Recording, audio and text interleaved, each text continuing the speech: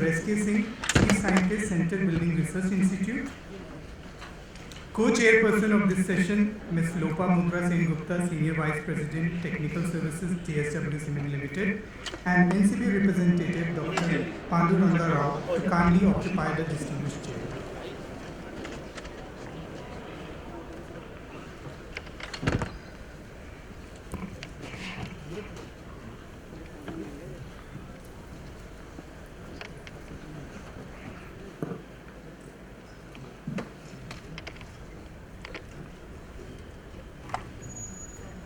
I also request the chairman as well as co-chairperson to kindly evaluate each presenter. Now I request NCB representative Shri Panduranga Rao to kindly forward this session. Good evening all the delegates. Yeah, this is the last session and very important session for the concrete engineers particularly. So smart concrete, 3D printing and ultra high performance concrete. So all three topics are very interesting topics. मुझे photo ले लेंगे मेरा mobile battery down है। Welcome, I welcome chairman and co-chairman also for this session. And I request Sri S.K. Singh ji to take the proceedings. Thank you, Dr. Panduranga. It's a really immense pleasure to all of us that it's a very important discussions we are going to look into that. This is on smart concrete, 3D printing and ultra high performance concrete.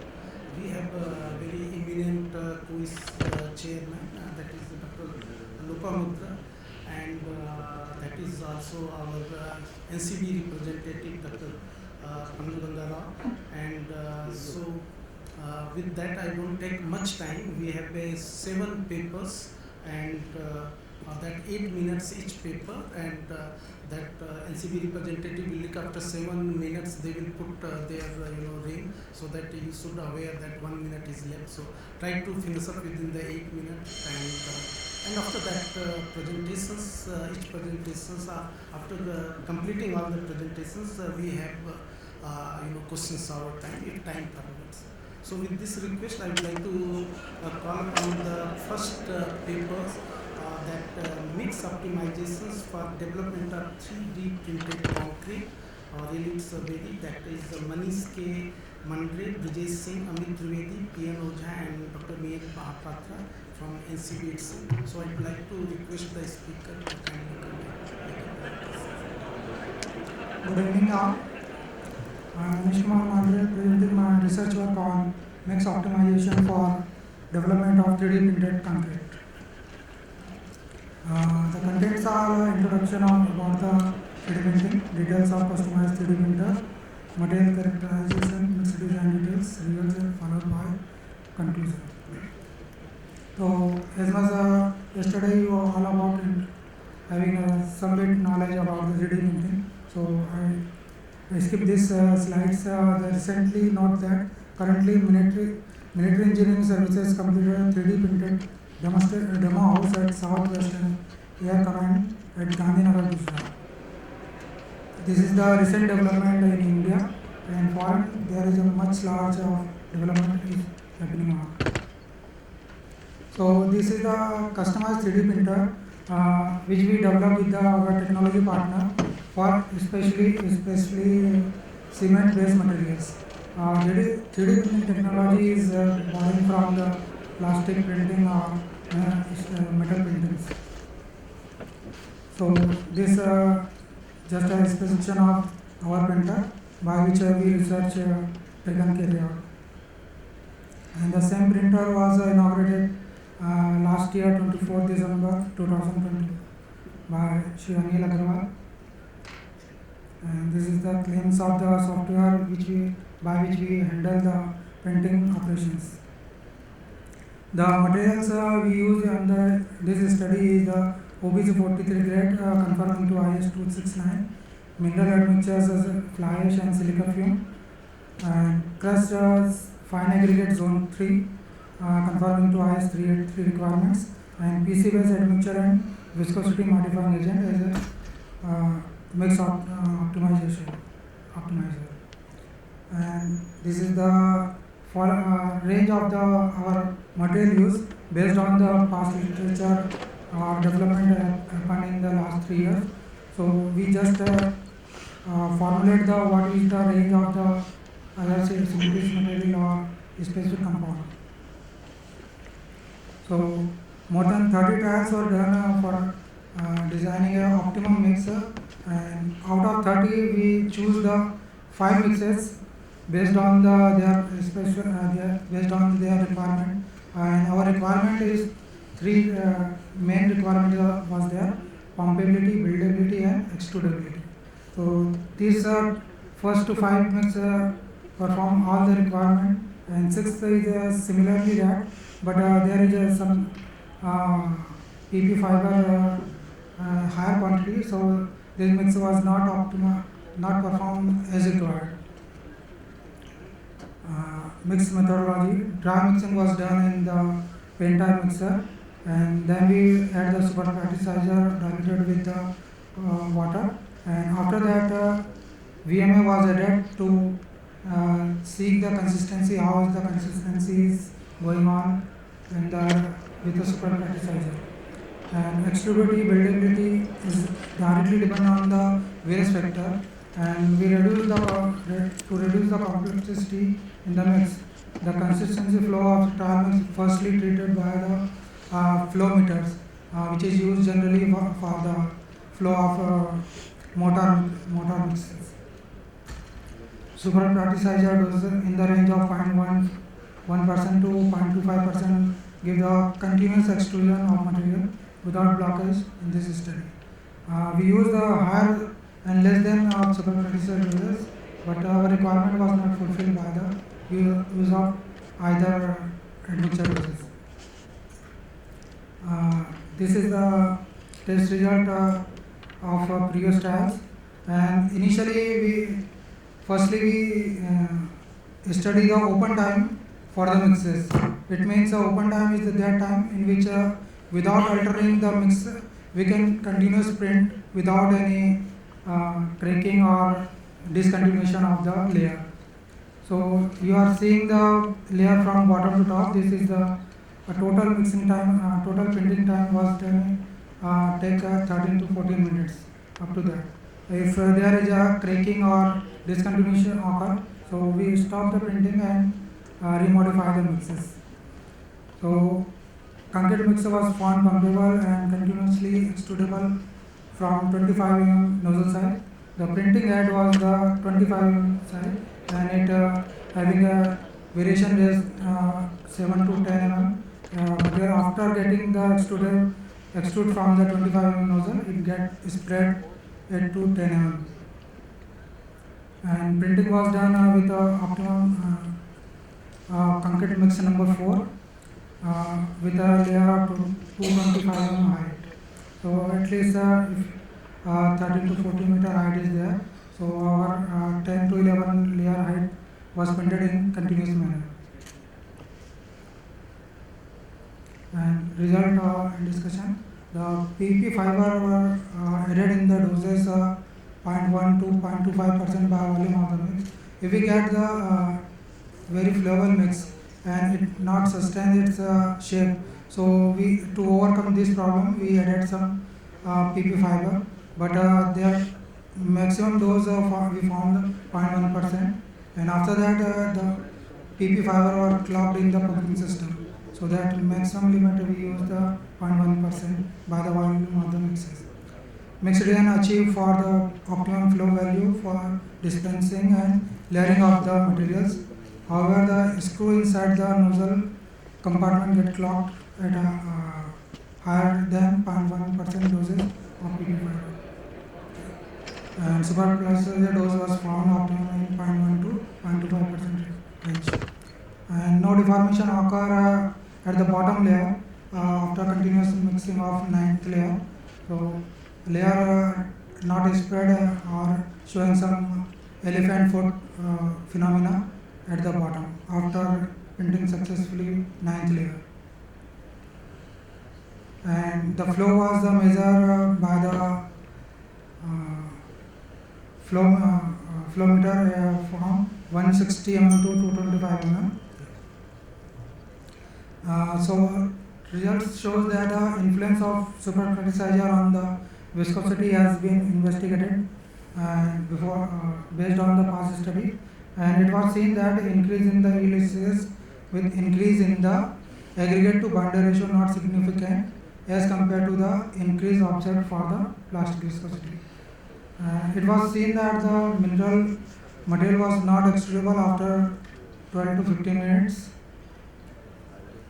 And overall conclusion is that the laboratory scale customized 3D printer was developed for the study of the prototype mixes, and it is seen that if we optimize by this printer, so we can having a 90% probability that this mix will perform as per requirement of our extrudability, buildability and printability in the prototype mixer which are commercially available. So with this I want to finish there.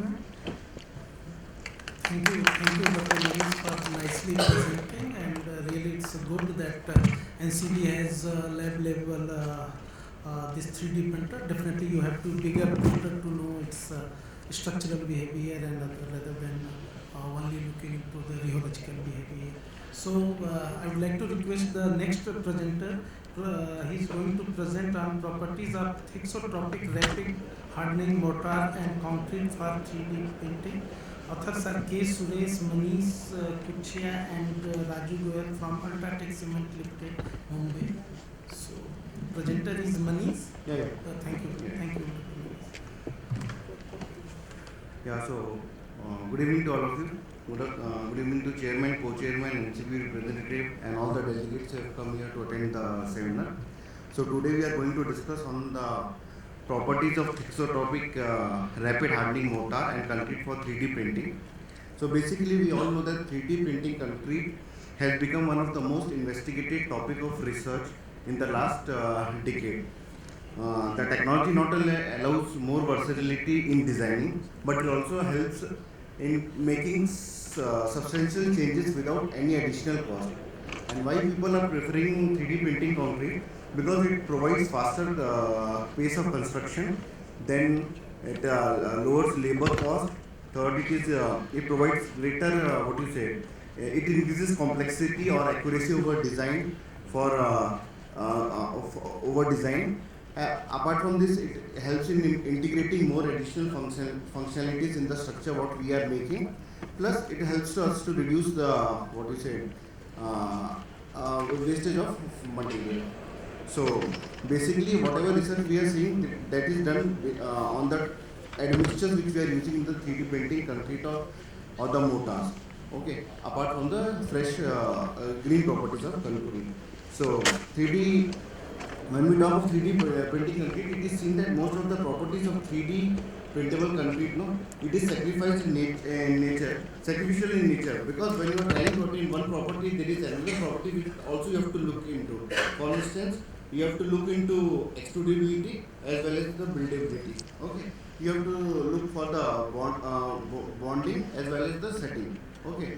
So in line with this, we have tried to develop a successful 3D printable concrete mix.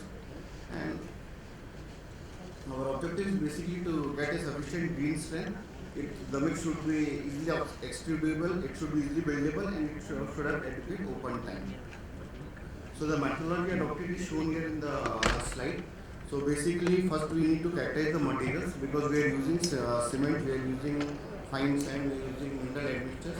Okay, apart from this, we are using some chemicals also because we need to have some viscous type of mix so that it can be extruded.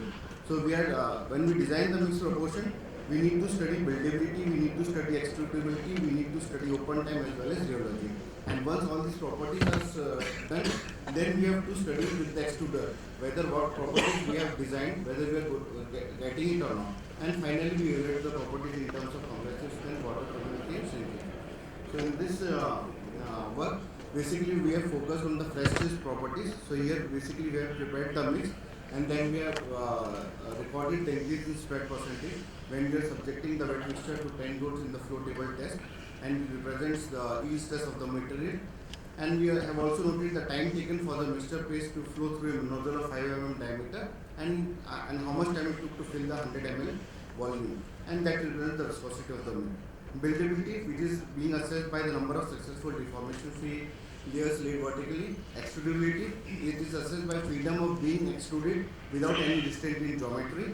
And the open time, which is basically assessed by the resistance, by the penetration resistance test of mortars and setting time of modified mixes. So materials, we have used a binder material based on cement. Fine aggregate, where it has been passed through 2.36 mmC. We have used this shape tension admixture and as well as some fibers to impart the bendability property.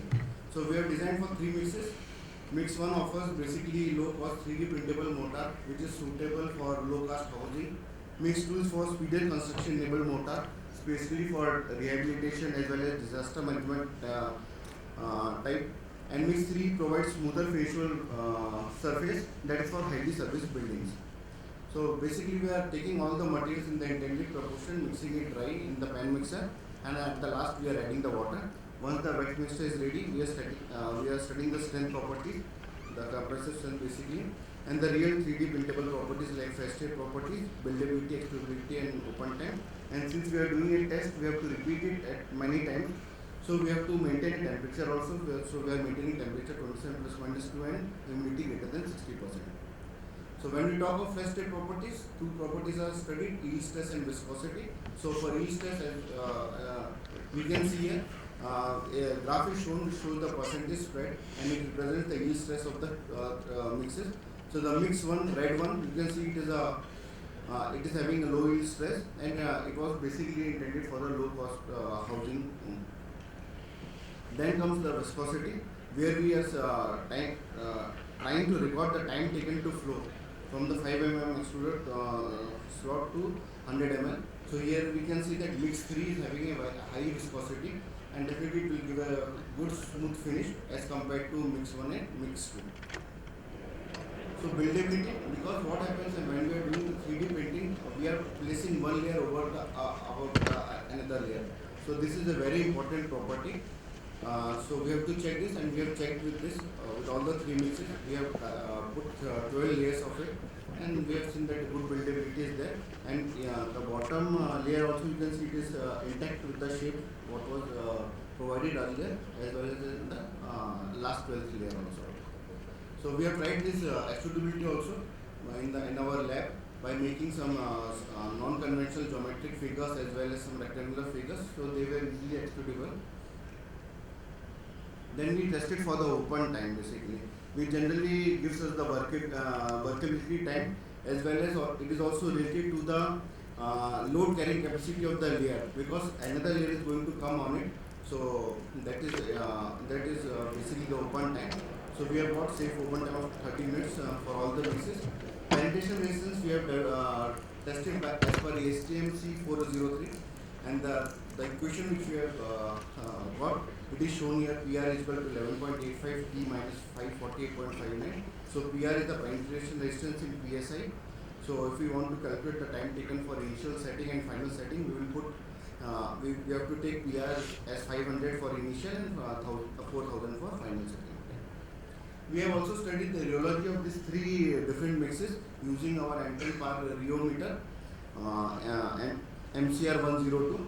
So here basically we have tried to see the change in rheology, which is generally expressed as dynamic yield stress. So we have seen that there is a critical rate of change of rheology or dynamic yield stress in the range of 0.11 to 0.21 per second.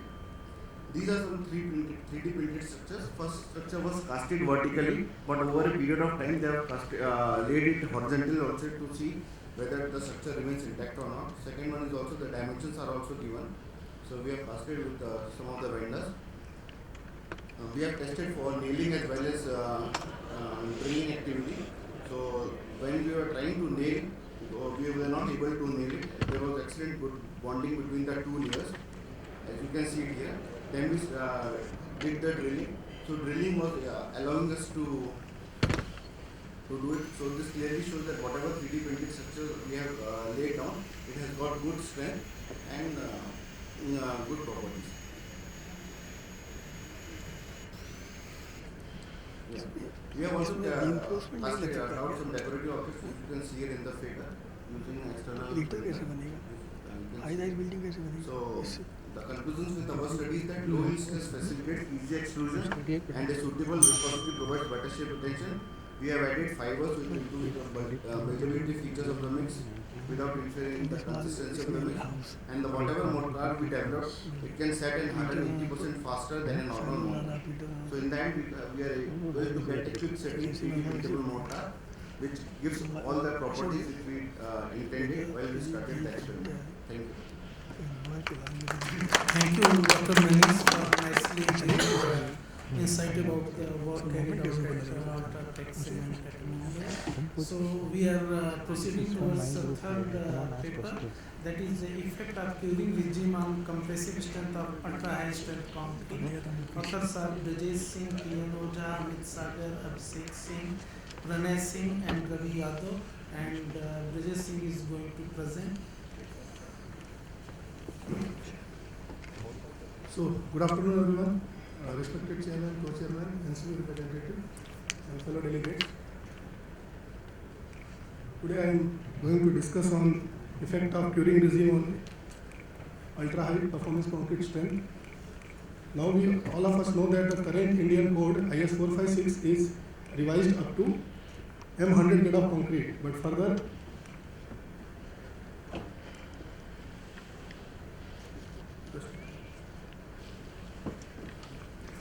we need to extend the code from 100 to 150 grade of concrete. But there are various challenges. The research is going on, but one of the most important challenges is achieving the strength consistently in a particular range. I mean to say that, for example, we have a grade M80, M90, M100. But what should be the next grade? Whether it should be M115, M120. So how much gap should be there? For that we need to understand what are the things which are going to affect the strength of the concrete on regular basis. One of the key parameters which is affecting is the effect of curing regime. So today I will discuss with respect to the curing regime. Everybody knows this, what is ultra high performance concrete? A concrete having a strength beyond 150 MPa, and the various factors are affecting the ultra high performance concrete mix design. Be it particle packing density, be it the type of materials, characteristics of material, what kind of admixture to be used, etc. etc. But main focus will be on the effect of curing regime. But however, I will throw some light on that we have to adopt a particular particle packing density models to achieve a particular gradation. There are many models available like Fuller-Thomson model and modified Anderson model. So we have in this case adopted modified Anderson model for achieving the packing density. And this is the model which was developed by the Anderson, where we need to have a particular particle size distribution range, where the distribution modulus is very, very important. Because if your distribution modulus is more than 0.5, it can lead to a coarser mixture. If it is less than 0.25, it can lead to a finer mixture. So optimization of this particular distribution modulus is very, very important. In our study, we have considered 0.37 as a value. And we have adopted different kinds of superplasticizers and viscosity modifying agent. These are the material properties. We have adopted different set of materials like cement, fly ash, GGBS, silica fume, and ultrafine GGBS. We have done the, you can say, the optimization of cementitious materials as well as this aggregates. For aggregates, we have only used the fine aggregate, but those fine aggregates were of different kinds. Like we have used the fine quartz sand, ground quartz sand. In this case. Apart from that, as I have told you, the statistical parameters are very, very important. Once we understand what is a particular variation, then only we will be able to define the next grade and what will be the various changes with respect to its standard deviation. So curing regime, here we have taken care is the normal curing regime, then we have adopted the steam curing, and then we have used the autoclave curing. So all the three curing regimes we have compared in our study. In autoclave, we have used the pressure of 2 MPa, and the temperature was in the range of 200 degrees Celsius for 2 hours, followed by the standard curing. This is a typical concrete mix which we have adopted after doing a several number of trials. More than 15 trials we have conducted, and this we have decided. The water binder ratio is 0.17, and the cementitious content was as high as 1000 kg per meter cube, and the sand was combination of this fine quartz sand and the ground quartz sand, and admixture was 2% superplasticizer and 1% VMI. Again, the mixing is one of the challenge. So for this, we have developed a special planetary mixer in NCCBM with the 3 different speed of revolutions, that is revolutions per minute, and different mixing procedure has been used, where the dry mixing was done first. Then we have added the superpositor in water, and then later on we have continued the mixture for 5 minutes again, so that the mix is cohesive and no lump formation takes place. So this we have developed. Now coming to the result and discussions, if you see, there is a serious effect of the curing regime on the strength of ultra-high strength concrete. In water cured samples, we have achieved 101. Similar for steam cured, it is 114, and for autoclave, it is 153. So there is a huge variation, and this all is because of the effect of curing regime, which ultimately affects the microstructure of the particular concrete. So I will discuss the microstructure part also in the coming slides. Before that, we have done the statistical analysis of 30 samples. So for each conditions, we have tested 30 samples in different curing regime, where we have worked mean, median, standard deviation, and we have found out what is the, you can say, a standard deviation of this particular case. For example, in water curing, it is 8.67. Steam curing, it is 8.91. Autoclave curing, it is 9.40. So if you take example of M40 or M50 or M60, where the standard deviation is in the range of 6. So now the question is, can we adopt 9? Can we adopt 10? So this is a serious challenge while we are trying to find out what could be the standard deviation for the next grade. Whether it has to be 120, 150, 135. So we have to work on these parameters. So for this, we have conducted the log normal distribution and the normal distribution curves, and we have found out whether it fits in the probability distribution characteristics or not. So it was quite fitting with this, but again, we have conducted this chi-square test, which is very, very important, because we have to see what is the variation from the observed value and the experimental value. So when we did this test, it was under the acceptable limit. 95% in cases we were able to achieve. So this model we have validated, which is the Pearson's X-square test model, and we found that we could achieve the values, and these ranges we have worked out. Now coming to this microstructure part. See, when we are doing a normal curing, what happens? The CHS gel is in a amorphous phase. But what happens when the temperature is increasing?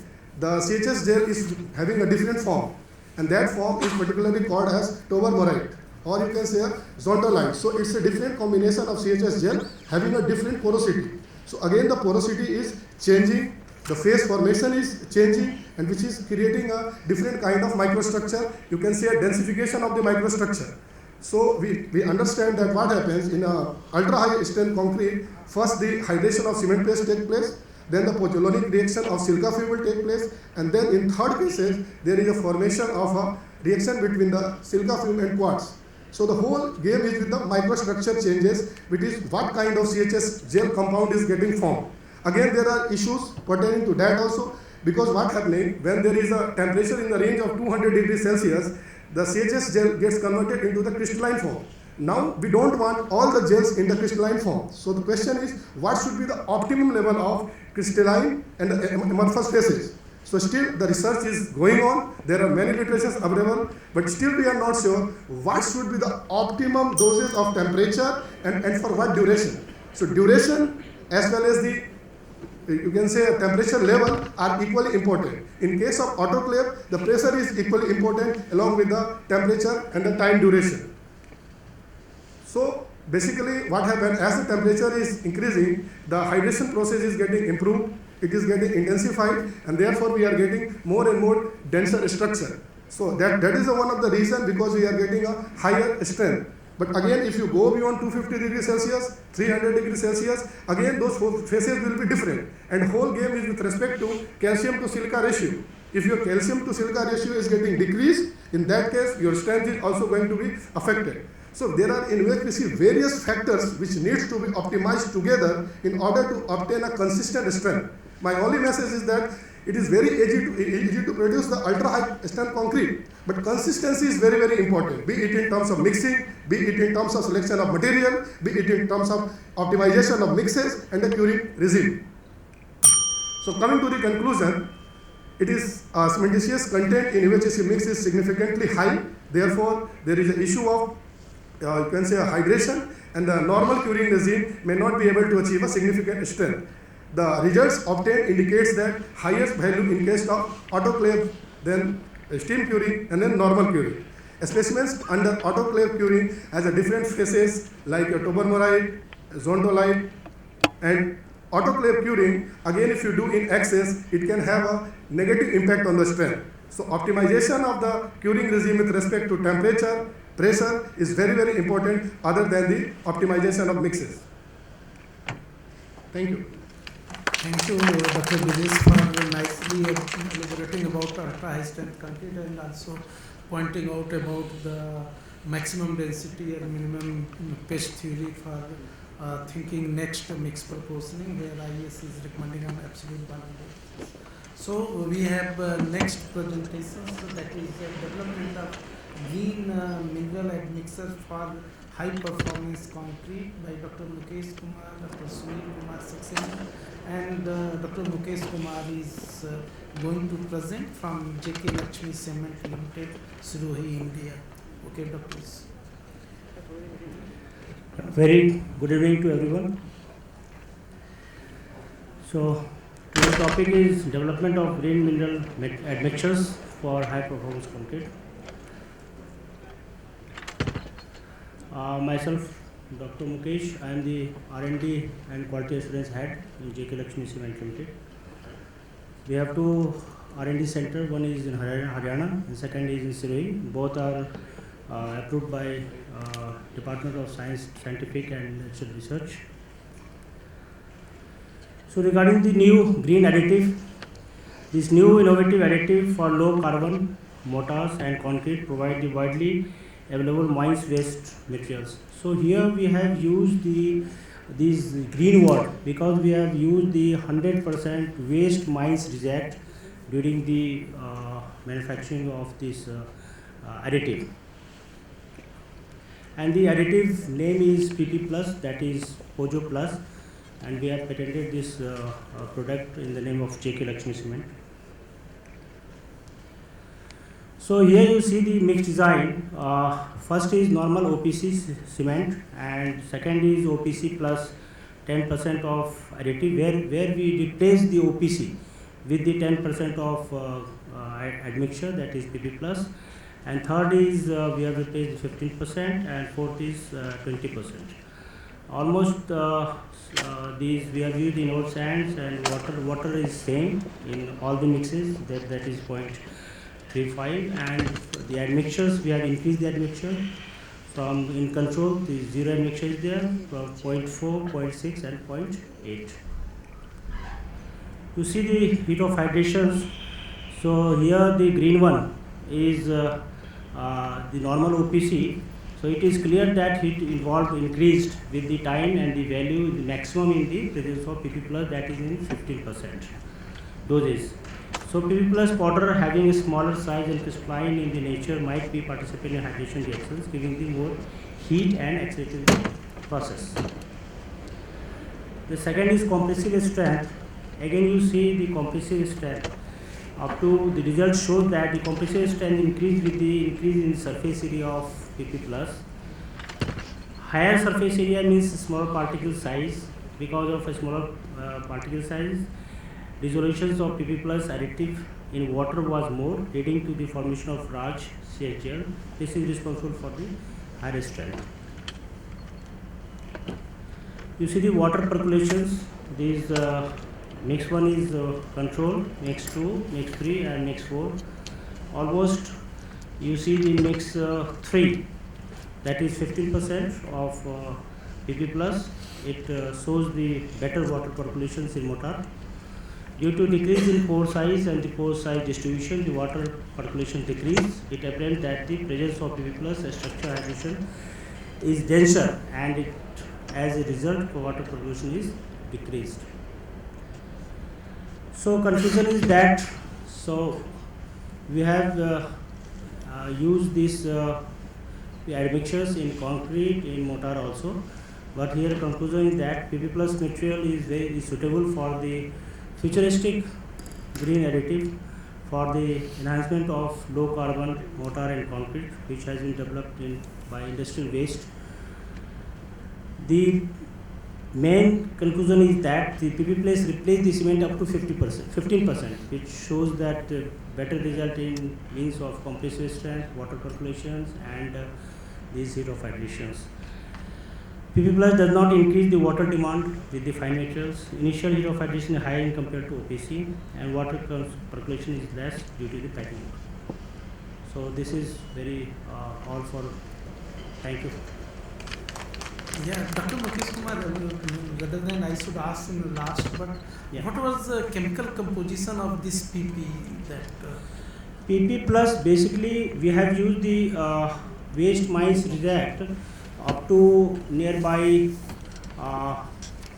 30 to 35%, and rest almost 50% we have used the calcined clay, and rest is some chemicals, minerals chemicals, which can increase, which can lower the water demand and which can accelerate the hydration. Okay, you have given a name of PP. Yeah, this so is JK Lakshmi, yeah. So after all mixing all those things, whatever you have optimized, so what will be the chemical composition of that material? Final I'll tell you, it is almost equivalent to silica fume and metacolin. Okay. It is just like a, you see that it's just like a metacolin. Thank you. It works as a metacolin. Thank you. Thank you. Thank you, Dr. Manekshaw Kumar, for bringing a new green additives for the cement and concrete. And so we are going to have our next presentations on comparison of creep coefficient of normal, high and ultra high performance concrete by Dr. P.N. Ojha, Vijay Singh, Abhishek Singh, Amit Sagar, Amit Prakash, and Ravi Yadav from National Council for Cement and Building Materials, and Abhishek Singh is going to make a presentation. Okay, Abhishek. Good afternoon, everyone. I am Abhishek, and I am here to present our study on comparison of creep coefficient of normal, high, and ultra high performance concrete. I will start my presentation with a brief overview of creep phenomena. Then I will discuss about the empirical models available for evaluation of creep coefficient of different grades of concrete. Then we will look into the provisions for creep of concrete in Indian Standard IS 456. Then we will talk about the experimental work which we carried out for this study, and then we will look into the conclusions which we derived. So what is creep? So when we apply a certain load on a concrete or any structure, immediate elastic deformation occurs. But if we keep hold of that load and sustain it over a period of time, an additional compressive deformation occurs in excess of immediate elastic deformation, and that particular phenomenon is known as creep. Okay, so what I am trying to emphasize here is the linear compressive deformation which occurs due to creep may sometimes amount up to 1 to 4 times of immediate elastic deformation, and this makes creep a very important parameter to be considered in design of concrete structures for desired safety and serviceability. So, what will be the amount of creep and at what rate it will progress, it depends upon several factors. The first one is mix constituents. What is the water to binder ratio for mix? What is the type of cement which we have used? What is the type of mineral admixture which we have used? What is the temperature and the humidity of the surrounding environment of our concrete? Then what is the stress level which we have applied on the concrete? And age at loading. As we all know, concrete as a material is time dependent in nature. So if we apply a certain load on concrete at the age of 7 days, and its creep behavior will be completely different from for the same concrete if we apply load at the age of 28 days, because its microstructure will change, its compressive strength will change, and therefore the creep behavior will also change. And finally, the magnitude and rate of development of creep also depends upon the duration of loading, whether we have applied the load for 1 month, 6 months, 1 year, or 100 days. So it is in ideal scenario, if we are constructing an important structure using a different kind of cementitious binder, and or if it is of unconventional grade. Unconventional grade means very high strength concrete or something which we do not make daily. So it is very important to conduct a creep study in laboratories in laboratory using concrete through which we are planning to construct the structure. But practically it is not possible all the time. So due to the complexity of the test and the time constraint, because we need to do the experiment for 6 months, at least 6 months. So people are reluctant to do that in the laboratory, and they take help of several empirical models which are available in the literature. So coming to those models, so there are several models which are available across the literature for evaluation of pre-coefficient, such as Fifth series model, ACI model, GL model, B3 model, Bazan's B4 model, and several others. So each model has been developed in different part of the world using different set of materials for different grades of concrete, considering different influence factors, formula forms, and scope of applicability. So we need to carefully select our model. So the contributors of this study have previously conducted the study on comparison of those Greek models and their applicability on normal and high strength concrete, and we have already published that in the form of papers. So from one of those papers I have taken this table, which shows the parameters required by different empirical models for evaluation of creep coefficient. So parameters such as concrete unit weight, volume to surface ratio, cement content, water to binder ratio, cement type, curing method, slump of concrete, age of concrete at loading, age of concrete at drying, and some models such as Bazan's B4 model even take into account the temperature of curing. So that is the advanced model developed by Bazan's. And then there are some models such as Fig model and Ashto model which only take 4-5 input parameter, but they predict creep with reasonable accuracy. So different model has its pros and cons. Now coming to our area of interest, which is high and ultra high strength concrete. So Indian standard defines high strength concrete with concrete having strength grade more than M65. So, but here we are talking about concrete having strength in the range of 110 MPa. In India, the designers, the concrete technologists are very much knowledgeable about how to develop a consistent high strength concrete mix using indigenous material. But however, still it is not being used in full swing in our country due to lack of design parameters. And UHPC, we all know it is something, it is a concrete having strength in the range of 150 MPa or above, having enhanced durability, and it can be designed to several, by adopting several design approaches, which are as mentioned here. Now coming to the provisions for creep of concrete in Indian standard 456. Presently, Indian standard 456 only gives design parameters till M55 grade of concrete. So till M55 grade, they say the creep coefficient will be common for all grades. However, it will change if we change the age at loading. If we apply the load at 7 days, the ultimate creep coefficient will be 2.2. If we apply the load at 28 days, it will be 1.6. And if we apply the load at 1 year, it will be 1.1. So aim of our study was to first of all experimentally determine the creep coefficient for normal, high and ultra high strength concrete, and then determine creep coefficient for those three concrete mixes using this Bazan's B3 model, B4 model, and Fig model code 2010, and then compare those experimentally determined values with the theoretically determined values and study the suitability of those models, whether they are applicable or not for different grades of concrete. So the three concrete mixes which we considered in our study were, one was the normal strength concrete prepared at water to binder ratio of 0.47, having 28-day compressive cube compressive strength of around 49 MPa. The second mix was high strength mix prepared at water to binder ratio of 0.2, having compressive strength 28-day compressive strength in the range of 106 MPa. And the third was ultra high strength concrete prepared at water to binder ratio of 0.17, and the strength was in the range of 155 MPa. Coming to the specimen which we used, we conducted a test on concrete cylinders. In case of UHPC, we used cylinders having dia of 100 mm and height 200 mm. In case of normal and high strength concrete, we used concrete cylinders of dia 150 mm and height of 300 mm. We loaded the samples at the age of 28 days, and first of all we determined the compressive strength of all the mixes, all the specimen, and 40% of that compressive strength was applied on the experimental cylinders, and the duration of loading was kept as 6 months for all the mixes, and throughout the test we maintained a temperature, certain temperature and humidity in our laboratory.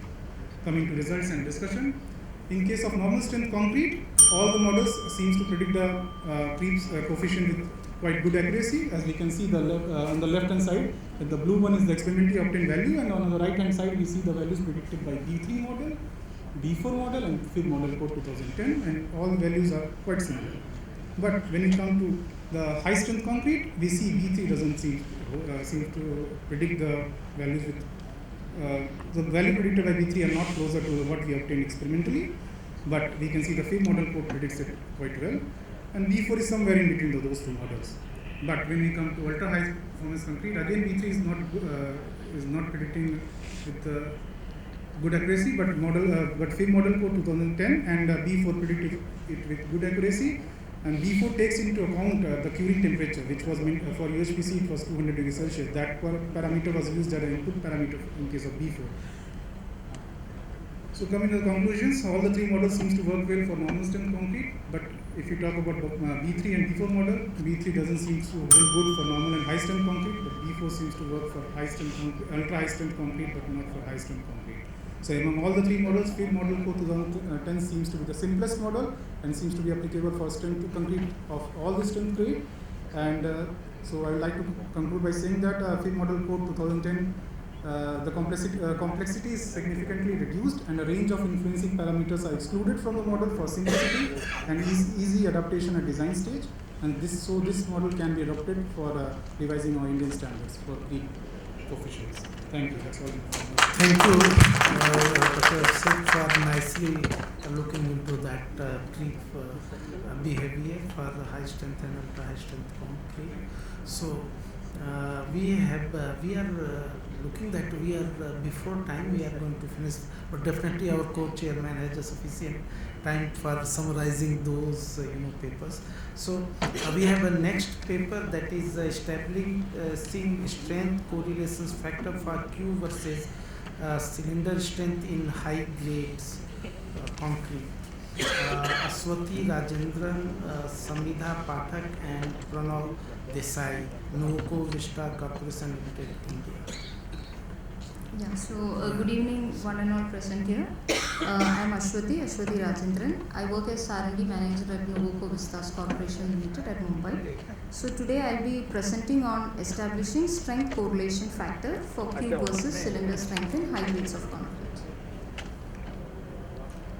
So this is the flow of the presentation. We will be starting with what we know about cube versus cylinder strength of concrete. Why is there this difference? What all could further affect the ratio, the test results, what's the significance of establishing the ratio, and finally the concluding remarks.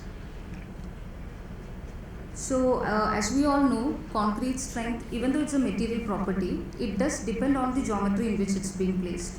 So IS 516 dictates that cube to cylinder strength ratio is approximately 1.25, which means that cube strength is at least 15% more than that of the cylinder strength. But there is no provision given considering what is the grade of concrete, or is there any characteristics of concrete under which this particular ratio holds good. So it just means that you have a concrete, you pour it into a 150 mm cube and say it has 37 MPa. The same concrete you pour it into a 150 by 300 mm cylinder, it just gets 30 MPa. So there's almost a 5 MPa difference, and this just gets bigger and bigger as the grades goes higher. Now just trying to put some insights on why this difference is, just listed them down: Poisson's effect, confinement, friction effect, Sengupta's principle. So let's just consider the case of a cube which is subjected to compression. So we have the compressive load coming on a cube. Definitely vertical stresses or strains gets developed in the direction of loading, but also lateral strain does develop because there is something called Poisson's effect. So both the steel plate which transfers the load to the concrete and the concrete itself possesses lateral strain, which is indicated by the yellow arrows. Now, as the Poisson's ratio of steel and concrete is different, there is going to be a difference in the magnitude of these lateral strains. So this induces a frictional force to act, which is indicated by the black horizontal arrows. So this frictional force acts as a confinement. So when a structure or a material is subjected to compression and you have a confinement to it, automatically the cube, it fails at a stress which is a little more than its material strength, which is helping the cube specimen. Now let's see what is working different in the case of cylinder. So we have everything coming in: vertical strains, lateral strains, difference in lateral strains, bringing in friction. But by Sengupta's principle, whenever the height to diameter ratio is greater than 1, we do have a certain central portion of the cylinder where this frictional force is not aiding as a confinement. So that makes the cylinder fail at a stress which is lesser than that of a cube. So this is the major factor which is bringing about this particular change in cube versus cylinder. There are other factors as well which has been like surface area and other things which I am not going in detail for now. Now having understood why this ratio is being brought about in cube versus cylinder, we wanted to investigate whether is this ratio going to remain the same across the different grades of concrete, because we know that in normal grades or up to M50 we use 20 mm, 10 mm and fine aggregates. So the design philosophy is such that whatever is the voids of the 10 mm aggregates, it will be occupied by the whatever is the voids of the 20 mm aggregates will be filled by the 10 mm aggregates. Subsequently, the voids of 10 mm by the fine aggregates. But in higher grades, say M60 and above, we go for gap graded aggregates or even gap graded binder for that matter. So, because we want minimum voids there, so the interfacial transition zone, the microstructure, everything is more refined in the higher grades. So, is this difference in design philosophy, is it going to affect the ratio? That's what we wanted to check upon.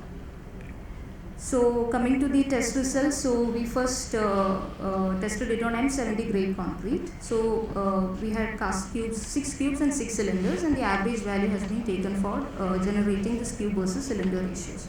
So, in the M70 grade itself, we adopted 2 mixed proportions, which was different in their aggregate grading. So, mix 1 we basically had 20 mm down aggregates, and mix 2 we had 10 mm down aggregates. And we had seen that for mix 1 the ratio was 1.04 at 7 days, 1.09 at 14 days, and at 28 days it was 1.22. Whereas in the second mix it was 1.12, 1.18 and 1.26 respectively at 7, 14 and 28 days. So the common effect that we see in both of these mixes was the ratio was coarsening, that is the difference between cube and cylinder strength was getting wider at 28 days. But even though both the mixes did qualify for M70 grade concrete, there was still a difference in the ratio which was obtained. Now we did also experiment on M80 and M100 grade concrete. So the observation that we had is this ratio was further getting lesser.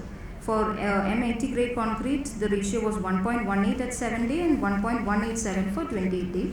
Whereas for M100 grade, it was 1.15 at 7 day and 1.165. So from 1.22 ratio, which we saw in M70, it became to 1.187 at M80 and 1.165 at M100. So as the grade was getting higher, the difference in strength between the cube and cylinder also was not significant. Now we have also done an experiment on an M20 grade concrete. So the one was a very nominal M20 grade concrete, and on the same mix we kind of added microfibers just to reinforce upon the microstructure. So even the addition of fibers, what we have seen is any kind of refinement we gave to the IT set and to the microstructure, it was altering the ratio.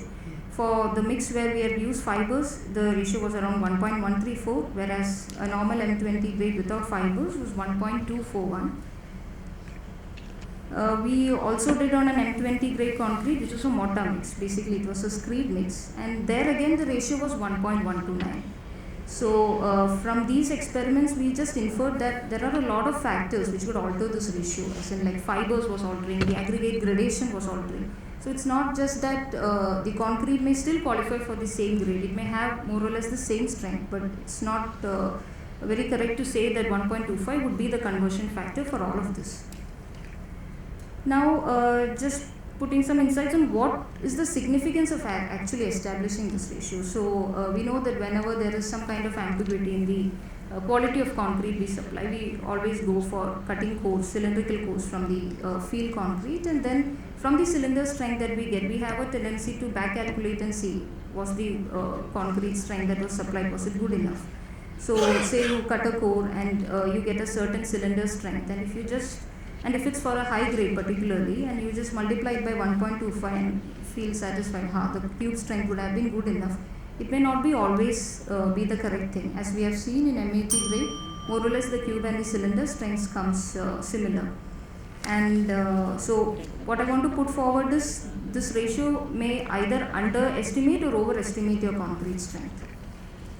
Now coming to the conclusions, the strength correlation factor, it's not a constant, it's not a function of the grade of concrete, and we have seen that this factor was coarsening with the age, and against a code mentioned factor of 1.25, I've listed down what were the ratios we got in the different grades of concrete. So in a gist, like what we intend to put, it's not like this whatever grades ratios we have established here is the correct one, but just that it should not be taken as a yardstick. It is subjective to the mix that you have actually used in your concrete. So it should not be taken as a yardstick to kind of appreciate your concrete or put it down. So that's it. Thanks. Thank you, Sochi, for putting a very right thing that what should be the factor and for the different aspect ratios and putting it should be 1.25 or something else. So thank you. So we have been last paper and then we have a few questions. So last paper is on application of industrial produced LC3 to pavements AC block by Dr. Mukesh Kumar, Sunil Kumar Singh of JK Lakshmi Cement Limited. So, Dr. Mukesh Kumar. Yeah, good evening to everyone. So this topic is the application of industrial produced LC3 to pavements and AC blocks. So here what is LC3 cement? LC3 means limestone calcined clay cement. As you heard about that, the new Indian Standard Code is going to mostly within a 6 month or 1 year. The new specifications standard will come on LC3 cement. Already draft had been circulated to everyone. So one thing is that JK Lakshmi Cement Limited is the first company in the world which had produced 500 metric tons of LC3, and after that our production then in Cuba has started the LC3 production in commercial in Havana. So LC3 produced were used in manufacturing of AAC block and high performance concrete, that is an M50. It was found that in most applications OPC could be easily replaced by the same weight of LC3 without a negative effect of performance. Plain reinforcement, fiber reinforced pavements were cast using the cement and construction would be carried out by usual construction procedure. So here you see the chemical composition of calcined clay, where silica is 61.95 and alumina is 21.97, and the produced LC3 silica is 33.28 and alumina is 14.48 and lime is 39.65. This is the mines where we had procured the raw clay from Shriram Minerals Bhuj, and this is the kiln where we have calcined the clay at the Bhuj. So this is the some physical parameters of LC3, where plane is nearby 637 and the NC is standard consistency is 31.75, initial setting is 115 and finally is 155, and 1 day strength is 11.6 and 28 days strength is nearby 40 MPa. So for that cement we have used this cement in the small road projects in our JK Lakshmi Jhajjar plant, where we have used the LC3 cement, 20 mm aggregate, 10 mm aggregate and normal sand and admixtures. That is PC based, polycarboxylate based admixtures. In M50 we have used this cement, that is 547, sand is 670, coarse is 612 and 10 mm is 408, water 175, and the chemical admixture we have used 1.1%. This is the concrete you see. This is very simple mixed design, and you see the high performance concrete, this flowing concrete is there. And I will give you the example of this project. This area is in Jhajjar near the water logging area, where every year we are dismantling the road due to the water logging, and this we have casted the new roads there, and last 4 years no water logging or no damage there in the concrete. So it proves that in compared to OPC cement, durability is more in LC3 cement. You see the compressive strength also. The 20 days compressive strength is almost nearby, and 50 design is there, so 53 MPa is there. Second application is on AAC block, because we have AAC block production plant also, where we have used only 1% of calcined clay, because in AAC block production almost 18 to 22% of cement used in the AAC block production. Here what we have done, we replaced the 6% of OPC in AAC block production and we use the 1% of calcined clay. Where you see the normal strength and using the calcined clay, strength also increased using the calcined clay of 1%. And that AAC block we have used in Swiss Embassy in Delhi with the calcined clay cement. So concluding that this study was carried out to evaluate the fresh and hardened properties of LC3 containing the, we have used the fiber also in the concrete. So it is possible to develop the high strength, compressive strength, self-compacting LC3 concrete for a strength from 50 to 60 MPa. The increase in LC3 content in concrete makes increase the viscosity of the mix. Compressive strength increase with the adding of 1% of calcined clay and replacing the OPC cement for AAC block production. AAC block can produce without cement 6% compressive strength increased in the compare with normal cement of normal AAC block with OPC. Thank you. Thank you, Dr. Mukesh. And just if anybody has any questions with Dr. Mukesh Kumar, he has presented 2 papers. Anyone? So we'll take 1 or 2 questions. So anyone has? So okay, thank you, Dr. Mukesh Kumar, for giving a nice presentations. So anyone has any questions to ask to anyone? Yeah, please, sir, please, Mike. Yeah, my question is to Brijesh. Yeah. This concrete study which is done on different this different curing regime, water, steam curing and autoclaving, right? So the impact. So that what is that? Yeah. So you can repeat the question. I'm going there. Yeah. Please come, please. Yes.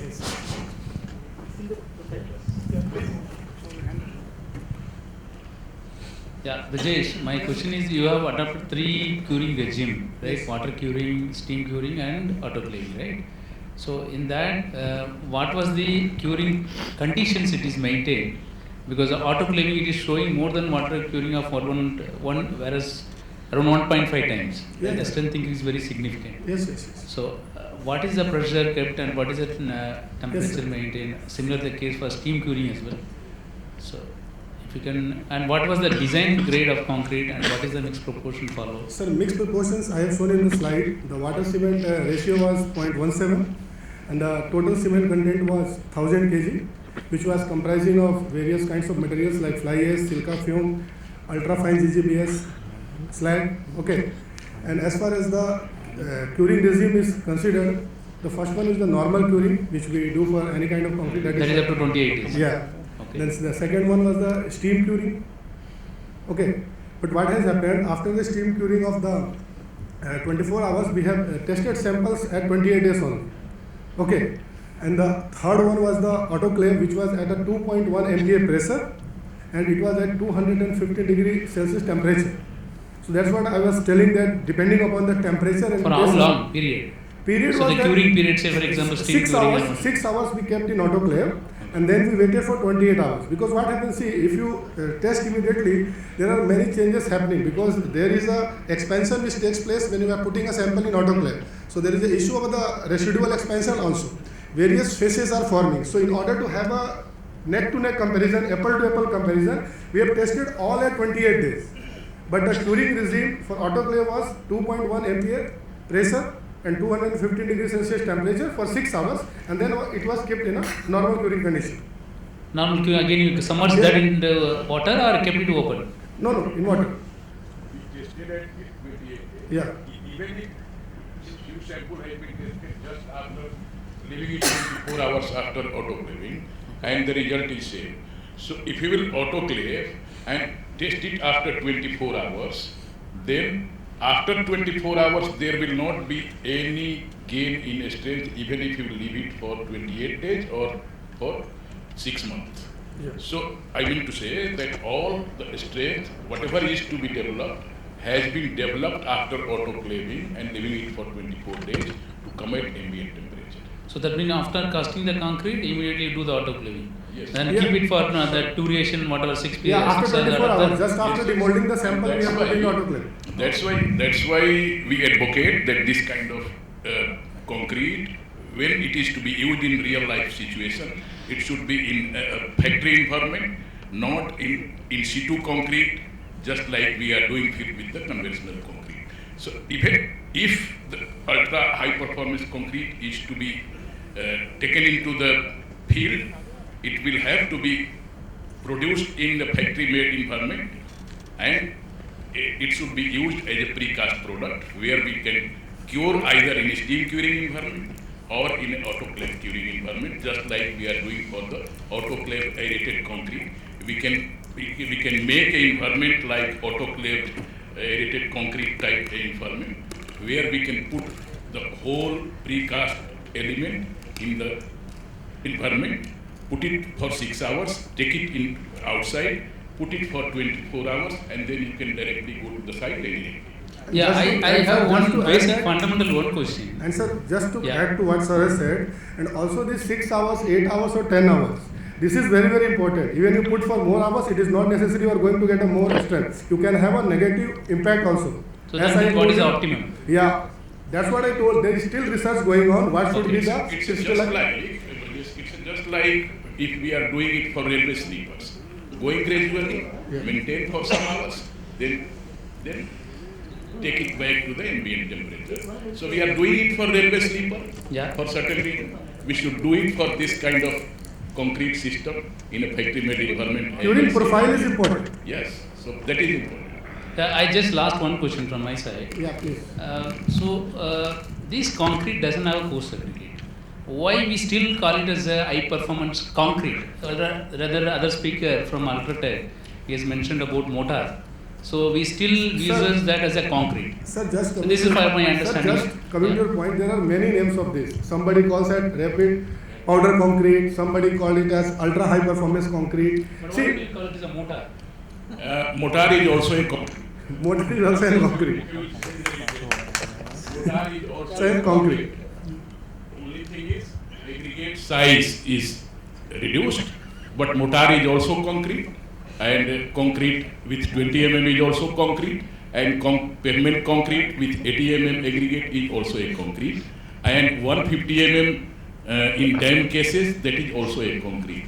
So concrete name doesn't depend on the size of the aggregate. If there is aggregate, that is concrete. If there is no aggregate, cement paste. Okay.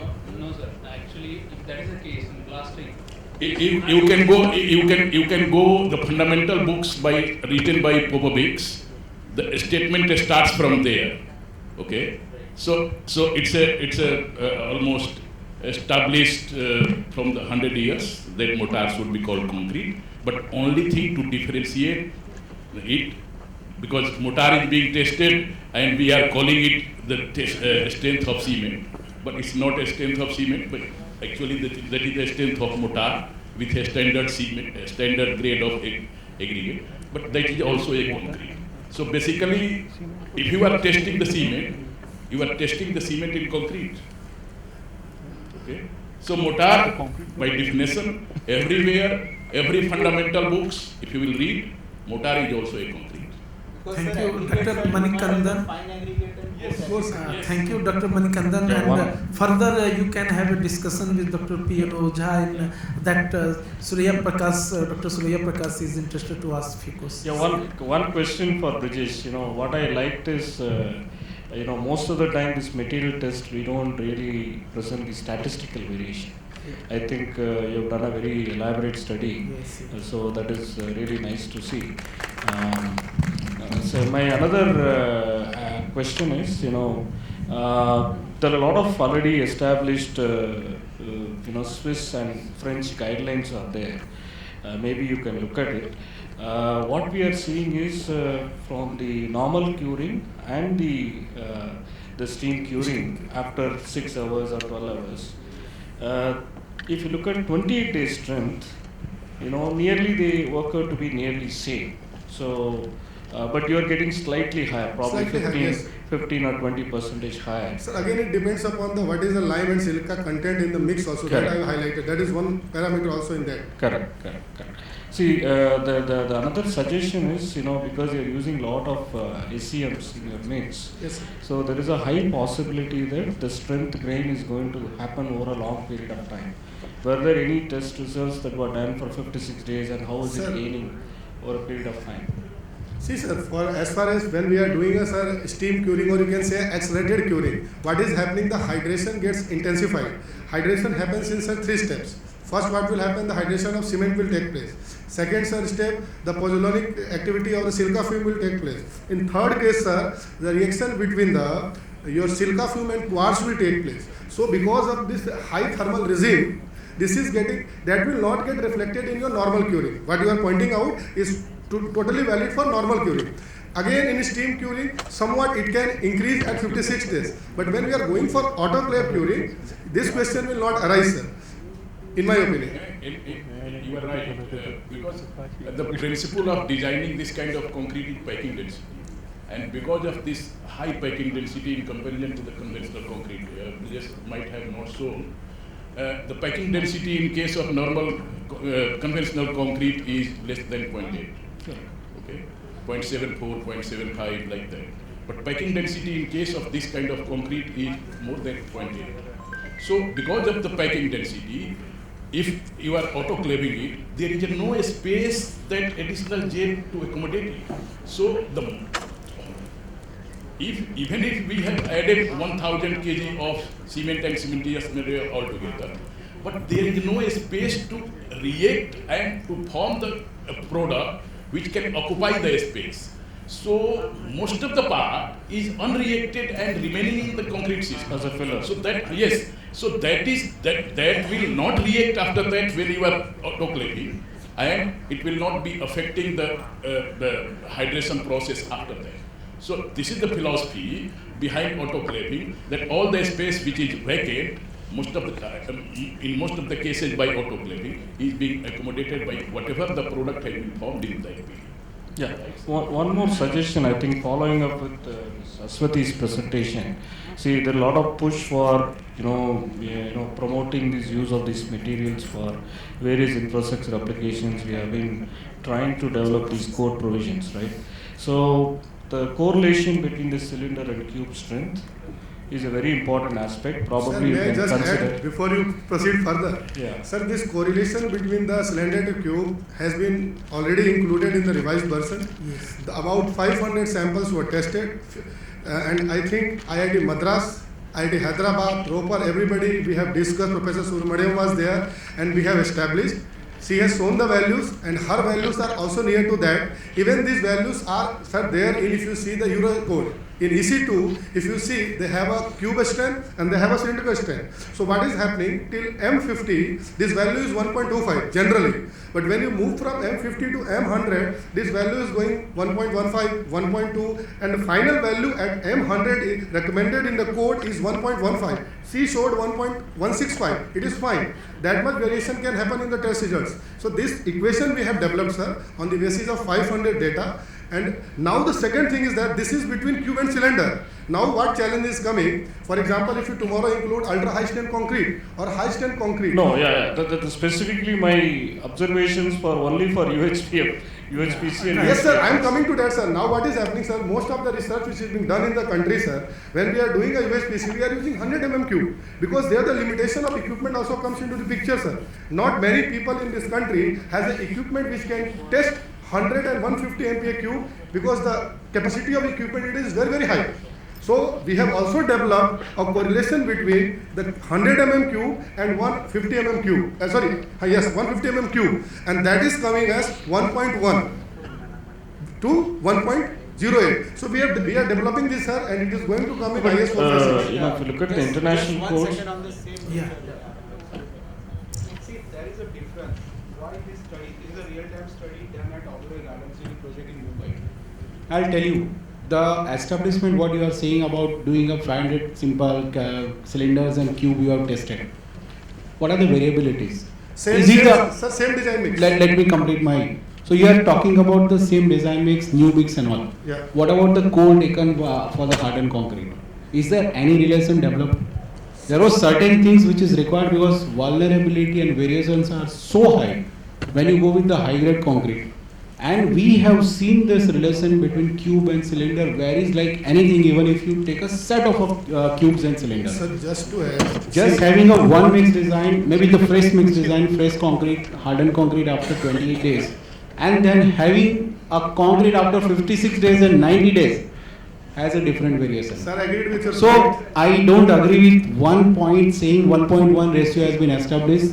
It is changing with materials, raw materials, curing practice, sampling practice, laboratory analysis. Sir, let me complete, sir. You are right, but when you are going to establish the factors between the two, you will have to maintain the same condition. Okay, when you are testing the cube and you are extracting the core from the existing structure or the structure which you have made with the same concrete, those variability is coming into the account.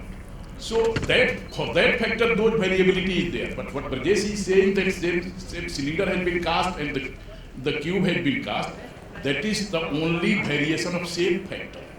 Yes. So shape factor variation we want to establish, and Brajesh is saying to establish the effect of shape factor. Okay, only shape factor. Thank you, Dr. P. N. Ojha and Dr. Splitting the variability by other. But sir, what happened? You can establish this, sir, just 1 second. Yeah. We'll discuss tomorrow morning at No, time. sir, why I am saying this, we had a very strong argue with the WME at Dubai. You know And they were asking and they were saying that the establishing this variation for the hardened concrete and making a fresh tile is always a difficult. There is no end, sir, because there is no factor, sir. I have, you know, that if a modulus of elasticity, etc. in 78 to 2000, I have given in a complete data when that codal provisions was concerned. We'll discuss later on. It's a very important topic rather than we should given it 1.5 hours. So I'd like to request our co-chairman, Dr. Lopamudra Sengupta, to summarize the, today's this session. Thank you, Chairman. Thank you, NCB SPOC, and I thank NCCBM for giving me the opportunity to be a co-chairman in this session, AFE Smart Concrete, 3D Printing, Ultra High Performance Concrete. I will just summarize the paper, the key learnings. First paper was mix optimization for development of 3D printed concrete. It was very accurately done at lab level, and the next place to take it is at commercial level, and then we take it to the field. Whatever is being developed here, it should be definitely tried in field and it should be commercialized so that the industry benefits for it. The second paper was on properties of thixotropic rapid hardening mortar and concrete for 3D printing. The key words were faster pace, lower labor cost, accurate design and reduce wastage. Reduction of wastage is very, very important. So many properties were discussed: fresh state property, yield stress and viscosity, buildability, extrudability, opening time, the tests which they have developed, nailing and drilling test. This was a very interesting paper. The third paper on which we had very lengthy discussion, and I think the discussion will also go on for next few days if the session was to continue. Effect of curing regime on compressive strength of ultra high strength concrete. They have compared normal curing 28 days, steam curing and autoclave curing. Steam curing 24-hour, autoclave curing at 2.1 MPa pressure and 215 degrees Celsius 6 hours, and then normal curing in water. The various gel formations were discussed: calcium silicate hydrate gel, tobelmorite gel, and at 200 degrees Celsius the crystalline gel which was getting formed.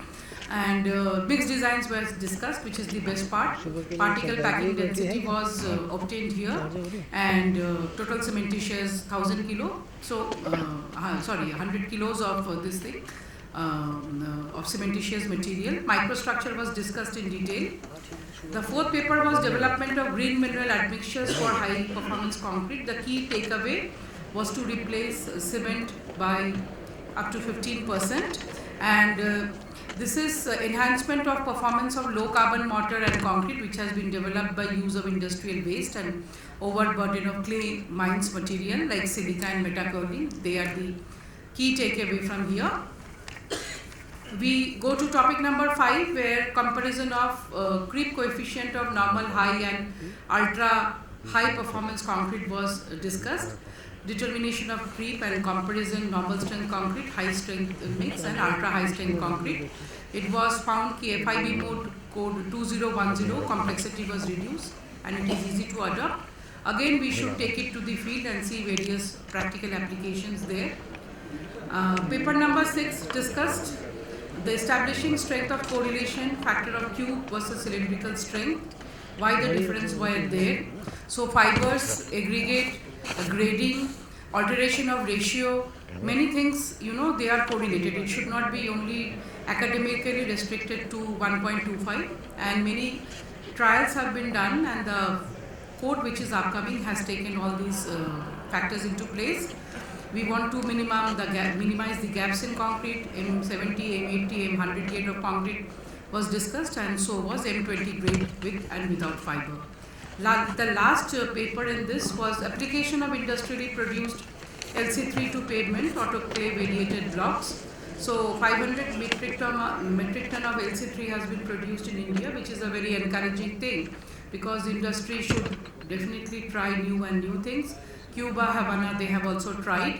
So 28 days, they are getting roughly 40 MPa strength, 1 day 11.6 MPa. Blane I saw it was very fine, 630 MPa, 630 was the blane. So this is something we also have to take care of the energy conservation part. So what I feel optimization can definitely be looked into. They have used this in flowing concrete in Jhajjar, waterlogging area, and where new roads have been made and they have not seen no waterlogging or damage for last 4 years. So this was indeed a good thing. So this was a very interesting session, and I think it opened a lot of discussions and debates. The best part, is like there are a lot of, we were having a discussion session before this started, and what I liked, in this circular economy, when so much waste is generated, it is the ownership of all the people sitting in this room and who are outside this room, who are the key decision maker. We should not close our mind and say no ऐसे नहीं हो सकता, ऐसे होगा तो ऐसे हो जाएगा, आपने इसका कोड में ओके दे दिया तो ऐसे खराब हो जाएगा. We should always raise the bar, raise the standard, do the experimental work, come out with codes, put stringent measure so that the quality practices come, and we also have a reduction of waste and the cyclic process goes on. This is all from my side. Thank you. Thank you, co-chair, for nicely summarizing the that whole session. Dr. Rao, you want to say? Thank you, Professor S.K. Singh sir and Dr. Lopamudra Sengupta ji for completing the session in time, well in time. Just discussions is going on. A lot of things are to be discussed that will be discussed in outside. Tomorrow also we have sessions. So over to Puneet. Now I request Dr. Panduranga Rao to felicitate the chairman of this session, Professor S.K. Singh.